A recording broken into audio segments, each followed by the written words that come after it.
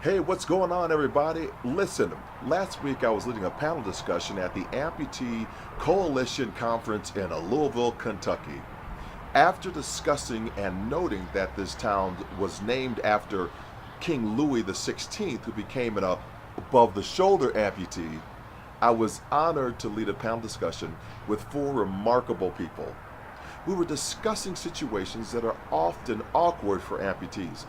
People staring and pointing and getting in and out of the shower, or being thanked for service to our country by well-meaning citizens when we have not served.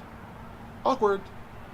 Being a veteran, I have been thanked for my service like over 300 times a year. In fact, coming home yesterday, I was thanked at least twice.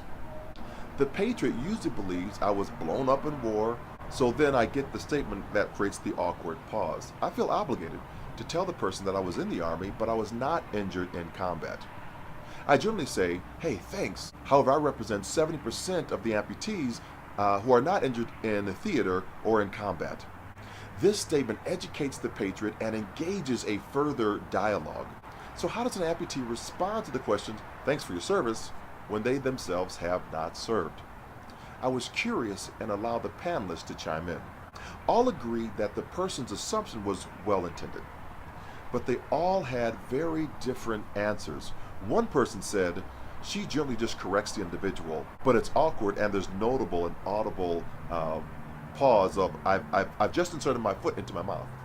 Another person said she once had this happen in a grocery store and she was trying to hurry to get through. Her daughter was in the basket.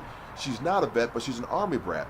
An elderly person who was using a scooter tracked her down aisle through aisle to thank her for her service. And she decided, after assessing him and the sincerity in his delivery of his question, that it'd be just kind of longer to explain what happened to her to get past the awkward pause and then actually tell what happened to her. So she just said, thank you.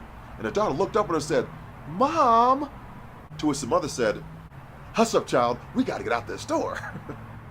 Finally, one panelist said, he had a meal actually anonymously paid for him. He's a triple amputee who was actually injured in a motorcycle accident. But what he does in that situation is pay it forward to a veteran to which the honor was actually intended. The next time he's in a place where he can pay for a veteran, he does so. I thought these were all great answers, and it shows the trouble of what assuming can do, no matter how well intended. We can always challenge our assumptions by asking the question, excuse me, sir, ma'am, did you serve your country? Doing so gives the person a chance to respond, create an educational dialogue, and avoid that awkward pause. Did you enjoy this vlogcast or know somebody who would? If so, consider subscribing to this channel or passing it on this up to a few of your friends.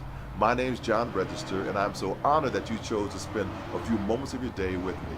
Now go forth and inspire your world, and of course, thanks for your service.